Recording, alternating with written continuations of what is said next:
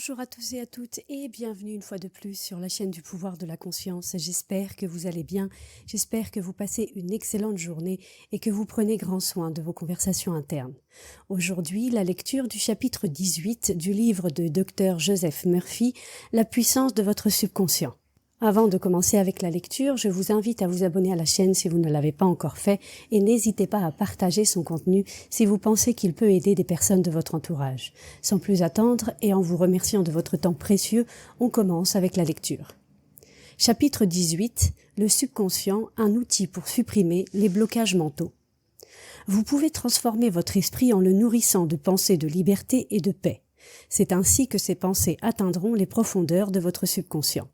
Celui-ci, étant tout-puissant, vous libérera de l'envie de céder à vos mauvaises habitudes. Vous aurez une meilleure compréhension du fonctionnement de votre esprit. Vous découvrirez en vous des ressources infinies qui vous soutiendront dans votre affirmation et vous révéleront la vérité. Que faire lorsque vous faites face à une situation difficile et que vous ne savez pas quelle décision prendre? Tout problème comporte sa solution. La réponse est contenue dans la question. Si vous vous trouvez devant une situation difficile, si vous ne parvenez pas à voir clair, le mieux est de vous dire que l'intelligence infinie qui est en votre subconscient sait et voit tout, qu'elle connaît la réponse et qu'elle vous la révèle. Votre nouvelle attitude mentale, qui consiste à savoir que l'intelligence créatrice vous apporte la solution heureuse, vous permettra de trouver la réponse dont vous avez besoin. Soyez assurés qu'une telle attitude d'esprit fera régner dans toutes vos entreprises l'ordre, la paix et le bien-être. Comment briser ou établir une habitude? Vous êtes une créature d'habitude. L'habitude relève de votre subconscient. Vous avez appris à nager, à monter à vélo, à danser, à conduire une voiture en faisant les gestes consciemment maintes et maintes fois jusqu'à ce qu'ils s'impriment dans votre subconscient. C'est alors que l'habitude de l'action automatique a été prise en charge par votre subconscient. C'est ce que l'on appelle parfois la seconde nature, qui n'est autre chose qu'une réaction de votre subconscient à votre pensée et à votre manière d'agir. Vous êtes libre de choisir une bonne ou une mauvaise habitude. Si, pendant un certain temps, vous répétez une pensée ou une action négative, vous serez la contrainte de cette habitude, car la loi de votre subconscient est contraignante. Comment il cessa de boire. Lorsque Robert J. est venu me consulter, il était au bord du désespoir. « J'ai perdu mon emploi, ma femme et ma famille à cause de l'alcool, me dit-il. Ma femme ne veut même plus me parler au téléphone. Elle refuse même que je voie ma fille. Je ne sais plus vers qui ou quoi me tourner. » « Avez-vous pensé à arrêter de boire ?» lui ai-je demandé. « Mais certainement. J'ai essayé à plusieurs reprises. J'ai réussi pendant de courtes périodes de temps, puis une envie irrésistible de boire me reprenait et la première chose que je faisais était de prendre une cuite de 2 semaines. C'est épouvantable. » À de très nombreuses reprises, cet homme infortuné s'était retrouvé dans cette situation.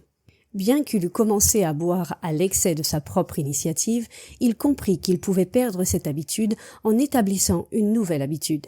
Il me dit que, bien qu'il pût réprimer temporairement son désir de boire par la volonté, ses efforts persistants ne faisaient qu'aggraver les choses. Ses échecs répétés l'avaient convaincu de son état désespéré et de son impuissance à maîtriser son obsession. L'idée de son impuissance imprimait une puissante suggestion sur son subconscient et aggravait sa faiblesse, faisant de sa vie une succession d'échecs. Je lui ai appris à harmoniser les fonctions de son esprit conscient et subconscient. Lorsque les deux coopèrent, l'idée ou le désir implanté dans l'esprit subconscient est réalisé. Sa raison admit que, si son habitude l'avait conduit au désastre, il pouvait consciemment tracer une nouvelle voie vers la libération, la sobriété et la paix de l'esprit. Il savait que sa fâcheuse habitude était automatique, mais puisqu'elle avait été acquise par son choix conscient, il comprit que de même qu'il avait été conditionné négativement, il pouvait aussi bien l'être positivement. Il cessa donc de penser qu'il était impuissant à surmonter sa fâcheuse habitude. De plus, il comprit clairement qu'il n'y avait d'autre obstacle à sa guérison que sa propre pensée. Il n'y avait donc aucune raison d'accepter une telle coercion mentale. La puissance de l'image mentale. Cet homme prit l'habitude de détendre son corps et de se plonger dans un état de méditation somnolente. Puis, il remplissait son esprit de l'image de ce qu'il désirait, sachant que son esprit subconscient le rendrait manifeste de la façon la plus simple. Il imagina que sa fille le félicitait en lui disant « Papa, comme c'est merveilleux de te voir à la maison ». Car, à cause de son mauvais penchant, il avait perdu ses droits parentaux. Il n'avait pas l'autorisation de rendre visite à sa fille. De plus, sa femme ne voulait même plus lui parler. Régulièrement, systématiquement, il se mit à méditer de la façon qui lui avait été indiquée. Lorsque son attention s'égarait, il prit l'habitude d'évoquer immédiatement l'image mentale de sa fille avec son sourire. Il voyait la maison toute remplie de sa présence et entendait sa voix joyeuse. Tout cela reconditionna petit à petit son esprit. Il persista, sachant que tôt ou tard, il établirait une habitude nouvelle dans son subconscient. Je lui dis qu'il pouvait comparer son esprit conscient à un appareil photographique et que son subconscient était la plaque sensible sur laquelle il enregistrait l'image. Cette comparaison le frappa et il s'attacha à imprimer fermement l'image dans son esprit et à l'y développer. Comme les films se développent dans le noir, de même les images mentales se développent dans la chambre noire du subconscient. L'attention concentrée. Se rendant compte que son esprit conscient n'était qu'une caméra, il ne fit aucun effort. Il n'y eut pas de lutte mentale. Il mit tranquillement de l'ordre dans ses pensées et fixa son attention sur l'image qu'il avait formée jusqu'à ce que, peu à peu, il s'identifie à cette image. Il s'absorba dans cette atmosphère mentale, répétant fréquemment ce film en imagination. Il n'y avait en lui aucun doute quant à sa guérison ultérieure. Lorsque la tentation de boire l'assaillait, il en détournait son imagination en suscitant le sentiment d'être de retour dans sa famille. Il réussit parce qu'il s'attendait avec confiance à vivre l'image qu'il développait dans son esprit. Il est aujourd'hui président d'une firme possédant un capital de plusieurs millions de dollars et il est radieux. Elle disait que la malchance la poursuivait. Je ne sais pas ce qui m'arrive, mais depuis 3 mois, je rencontre un obstacle après l'autre. Je crois vraiment que j'ai la guigne. Ruth B. avait fondé une compagnie qui prenait en charge la facturation et la tenue de livres pour des professionnels. Au début, son entreprise marchait très bien, puis quelque chose a changé. « Je n'y comprends rien, me dit-elle. Tout à coup, c'est comme si toutes les portes s'étaient fermées complètement. Je contacte des clients, je leur offre mes services, mais au moment de signer le contrat, tous, les uns après les autres, changent d'avis. Pourquoi ? Depuis combien de temps éprouvez-vous ce problème ? Environ 3 mois, comme je vous l'ai dit, depuis la mi-avril. Curieux, je lui demandai. Pourquoi êtes-vous aussi certaine de cette date ? Est-ce qu'il s'est produit quelque chose de particulier ? Elle se renfrogna. Effectivement, il s'est passé quelque chose. J'ai contacté un orthodontiste. Je ne vous dirai pas son nom, mais si vos enfants portent des appareils dentaires, vous le connaissez probablement. Je lui ai présenté mon produit, lui démontrant qu'il économiserait beaucoup de temps, d'efforts et d'argent s'il me confiait sa tenue de livre. Il était ouvert à ma proposition et nous avons conclu un accord verbal. Je lui ai fait parvenir le contrat par la poste et il s'est alors désisté. Le marché était pratiquement conclu. Et ensuite ? Eh bien, la même chose s'est répétée à maintes et maintes reprises, dit Ruth. Pendant un moment, elle s'est caché les yeux puis a dit « Je suis maudite, il n'y a pas d'autre explication. » Oui, il y en a une autre. Je lui ai expliqué que l'irritation et le ressentiment qu'elle avait éprouvé envers l'orthodontiste ont imprimé dans son subconscient la certitude que d'autres clients feraient la même chose. Cette conviction a été à l'origine d'un scénario inconscient de frustration, d'hostilité et d'obstacle. Lorsque cette image a été bien imprégnée dans son subconscient, ce qu'elle craignait a commencé à se produire dans la réalité. Et chaque nouvel échec renforçait sa conviction qu'elle était condamnée à l'échec. Elle s'était enfermée dans un cercle vicieux. Peu à peu, Ruth a commencé à comprendre que la véritable source du problème se situait dans son propre esprit. Elle a réalisé que le remède consistait à changer cet état d'esprit. Alors, elle s'est mise à répéter régulièrement la prière suivante. Je prends conscience que je suis unie à l'intelligence infinie de mon subconscient qui ne connaît ni obstacle, ni difficulté, ni délai. Je vis dans la joyeuse attente de ce qui peut m'arriver de meilleur. Mon esprit profond répond à mes pensées. Je sais que le travail de mon subconscient ne peut être entravé. L'intelligence infinie termine toujours avec succès ce qu'elle entreprend. La sagesse créatrice œuvre à travers moi pour mener à bien tous mes projets et tous mes desseins. Tout ce que je commence, je le mène à une conclusion parfaite. Mon but dans la vie est de rendre merveilleusement service et tous ceux avec lesquels j'entre en contact sont bénis par ce que j'ai à offrir. Tout mon travail porte fruit dans l'ordre divin. Elle répéta cette prière chaque matin avant de rendre visite à ses clients et elle pria aussi chaque soir avant de s'endormir. En peu de temps, elle établit dans son subconscient un nouveau mode de pensée et elle ne tarda pas à redevenir une femme d'affaires prospère. À quel point voulez-vous ce que vous voulez ? Un jeune homme demanda un jour à Socrate comment il pourrait acquérir la sagesse. Socrate lui répondit « Viens avec moi ». Il mena le jeune garçon à la rivière, saisit sa tête et la maintint sous l'eau jusqu'à ce qu'il étouffât, puis il le libéra. Lorsque le garçon eut retrouvé ses esprits, Socrate lui demanda ce qu'il désirait le plus lorsqu'il était sous l'eau. « De l'air, dit le jeune homme. Socrate lui répondit alors « Quand tu aspireras à avoir de la sagesse autant que tu voulais respirer lorsque tu étais immergé, tu la recevras. » De même, lorsque vous avez vraiment un désir intense de surmonter un obstacle dans votre vie et lorsque vous parvenez à décider nettement qu'il y a un moyen pour ce faire et que ce moyen, vous voulez le prendre, votre victoire est assurée. Si vraiment vous voulez la paix de l'esprit et le calme intérieur, vous les aurez. En dépit de la façon dont vous avez été injustement traité, si déloyal qu'ait pu être votre patron, ou si pervers que quelqu'un ait pu se montrer à votre égard, tout cela vous est égal lorsque vous vous éveillez à vos pouvoirs mentaux et spirituels. Vous savez ce que vous voulez et vous refuserez catégoriquement de laisser les voleurs, vos pensées, la haine, la colère, l'hostilité et la mauvaise volonté vous dérober la paix, l'harmonie, la santé et le bonheur.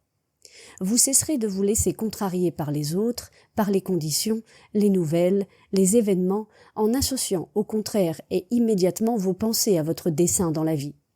Votre but est la paix, la santé, l'inspiration, l'harmonie et l'abondance. Sentez qu'un fleuve de paix coule à présent en vous.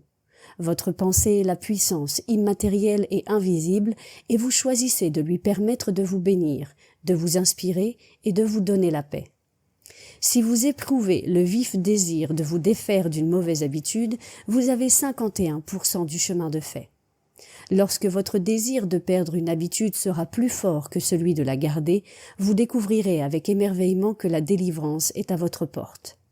Si vous désirez obtenir une promotion, imaginez que votre employeur, votre superviseur ou vos proches vous félicitent de l'avoir obtenue.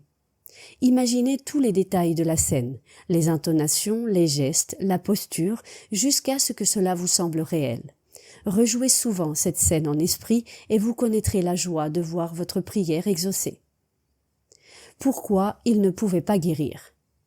Alan S. était représentant pour une maison d'édition de livres scolaires. Il était marié, père de 4 enfants, et il fréquentait secrètement une autre femme au cours de ses voyages d'affaires. Il était malade, nerveux, irritable et querelleur et ne pouvait dormir sans somnifère. Malgré les soins de son médecin, sa tension artérielle ne baissait pas.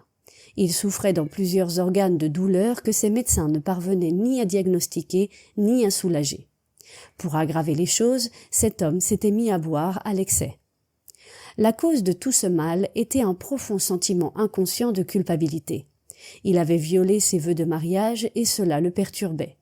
Il avait reçu une formation religieuse qui s'était profondément ancrée dans son subconscient, laquelle ajoutait à son sentiment de culpabilité et il buvait excessivement pour s'en délivrer. Certains malades prennent de la morphine et de la codéine pour calmer leur douleur. Cet homme prenait de l'alcool pour soulager la blessure de son esprit. Mais c'était ajouter de l'huile sur le feu. L'explication et la guérison. Il écouta l'explication de la façon dont son esprit agissait. Puis il fit face à son problème, l'examina et cessa sa double vie.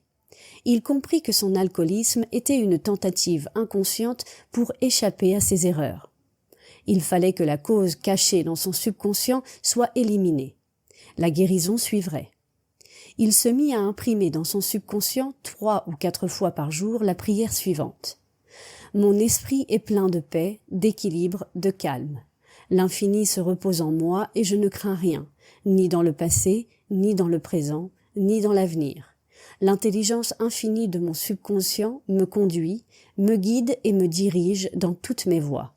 Je fais à présent face à toutes les situations avec foi, calme, équilibre et confiance. Je suis maintenant complètement libéré de mon habitude de boire. Mon esprit est rempli de paix, de liberté et de joie.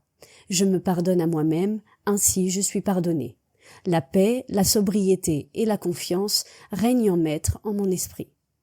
Il répéta fréquemment cette prière, pleinement conscient de ce qu'il faisait et de pourquoi il le faisait.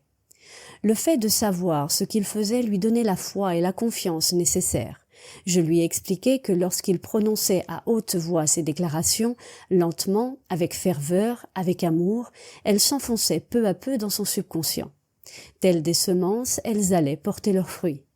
Ces vérités sur lesquelles il se concentrait lui entraient par les yeux, par les oreilles, et les vibrations curatives de ses paroles atteignaient son subconscient et oblitéraient tous les prototypes mentaux négatifs qui étaient cause de son mal. La lumière dissipe les ténèbres. La pensée constructive détruit la pensée négative. Cet homme fut transformé en un mois. Refusez d'admettre. Si vous êtes alcoolique ou toxicomane, reconnaissez-le. N'essayez pas de ruser. Beaucoup de personnes restent alcooliques parce qu'elles refusent de l'admettre. Votre maladie représente une instabilité et une crainte profonde. Vous vous refusez à faire face à la vie, vous essayez d'échapper à vos responsabilités en buvant. En tant qu'alcoolique, vous n'avez pas de libre arbitre, bien que vous croyiez en avoir, et peut-être même vous vantez-vous de votre volonté. Si vous êtes un ivrogne invétéré et que vous dites bravement « je ne toucherai plus à l'alcool », vous n'avez pas le pouvoir de faire cette déclaration une réalité parce que vous ne savez pas où trouver la force. Vous vivez dans une prison psychologique que vous avez vous-même construite. Vous vous êtes lié par vos croyances et par vos opinions, par votre formation et par les influences que vous subissez. Comme la plupart des êtres, vous êtes une créature d'habitude. Vous êtes conditionné à réagir comme vous le faites. Construire en soi l'idée de la libération. Vous pouvez construire dans votre mentalité l'idée de la libération et de la paix de l'esprit, de sorte qu'elle atteigne les profondeurs de votre subconscient. Étant toute puissante, elle vous libérera de votre goût pour l'alcool. Alors vous aurez une compréhension nouvelle de la façon dont agit votre esprit, vous serez à même de faire vos déclarations de la vérité en connaissance de cause et d'en faire la preuve. Guérir à 51%.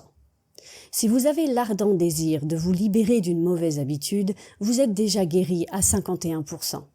Lorsque le désir de vous débarrasser de votre fâcheuse habitude sera plus fort que celui de persévérer, vous n'aurez pas trop de difficultés à obtenir la libération complète. Quelle que soit la pensée sur laquelle votre esprit se fixe, votre esprit l'amplifie. Si vous fixez votre esprit sur le concept de la libération de votre habitude et sur la paix de votre esprit, et si vous maintenez bien votre esprit dans cette nouvelle direction, vous allez créer des sentiments, des émotions qui vont peu à peu sensibiliser ce concept de libération et de paix. Tout ce que vous sensibiliserez sera accepté par votre subconscient et se traduira dans la réalité. La loi de substitution. Comprenez que quelque chose de bon peut sortir de votre souffrance, si vous n'avez pas souffert en vain. Cependant, il est insensé de continuer à souffrir. Si vous continuez à boire, vous vous détériorerez mentalement et physiquement. Comprenez que la puissance de votre subconscient vous soutient. Même si vous êtes envahi par la tristesse, il faut que vous commenciez à imaginer la joie et la libération qui vous attendent. C'est la loi de la substitution. Votre imagination vous a fait boire, laissez-la maintenant vous mener à la libération et à la paix de l'esprit. Vous souffrirez un peu, mais ce sera dans un but constructif. Vous le supporterez comme une mère supporte les douleurs de l'enfantement et vous donnerez le jour à un enfant de votre esprit. Votre subconscient donnera naissance à la sobriété. La cause de l'alcoolisme. La cause véritable de l'alcoolisme, c'est le mode de pensée négatif et destructeur. Car un homme est en fonction de ce qu'il pense. L'alcoolique a un profond sentiment d'infériorité, d'inefficacité, de défaite et de frustration, habituellement accompagné d'une nette tendance à l'hostilité. Il se trouve d'innombrables alibis alors que la seule vraie raison de son vice est la nature de sa pensée. 3 pas magiques. Détendez-vous, tranquillisez votre esprit. Entrez dans un état de somnolence, vous préparerez le 2e pas. Composez une phrase courte, à graver dans votre mémoire et répétez-la à maintes reprises comme une berceuse. Voici un exemple. La sobriété et la paix de l'esprit sont maintenant miens et j'en rends grâce. Pour empêcher votre esprit de vagabonder, répétez cette phrase à haute voix ou bien seulement du bout des lèvres tandis que vous le formulez mentalement. Cela facilite la pénétration dans votre subconscient. Faites-le pendant 5 minutes ou davantage. Vos émotions s'apaiseront. Au moment de vous endormir, faites ce que faisait Goethe. Imaginez qu'un ami, un être aimé, se trouve devant vous. Vos yeux sont fermés, vous êtes détendu et en paix. L'être que vous aimez, l'ami, est à présent à votre esprit et il vous dit « Félicitations ». Vous voyez son sourire, vous entendez sa voix. Mentalement, vous touchez sa main, elle est vivante, réelle. Le mot « félicitations » implique la libération complète. Entendez-le maintes et maintes fois jusqu'à ce que vous obteniez de votre subconscient la réaction qui vous satisfera. Sachez persévérer. Lorsque la peur frappe à la porte de votre esprit ou quand les soucis, l'anxiété ou le doute le traversent, contemplez votre vision, votre but. Pensez à la puissance infinie de votre subconscient que vous pouvez mettre en œuvre par votre pensée et votre imagination. Cela vous donnera confiance, puissance et courage. Continuez, persévérez jusqu'à ce que le jour se lève et que les ombres fuient. Résumé du chapitre. Chaque problème comporte sa solution. La réponse est contenue dans chaque question. L'intelligence infinie vous répond lorsque vous y faites appel dans la foi et la confiance. L'habitude relève de votre subconscient. Il n'y a pas de plus grande preuve de la merveilleuse puissance de votre subconscient que la force avec laquelle l'habitude domine votre vie. Vous êtes une créature d'habitude. Vous formez des prototypes d'habitude dans votre subconscient en répétant une pensée ou un acte, à maintes reprises, jusqu'à ce qu'ils prennent place dans votre subconscient et deviennent automatiques, comme nager, danser, marcher, conduire votre voiture, etc. Vous avez la liberté de choix. Il vous est loisible de choisir une bonne ou une mauvaise habitude. La prière est une bonne habitude. Quelle que soit l'image mentale que vous entretenez avec foi dans votre esprit conscient, votre esprit subconscient va la concrétiser. Le seul obstacle à votre réussite, à votre succès, c'est votre pensée, votre propre image mentale.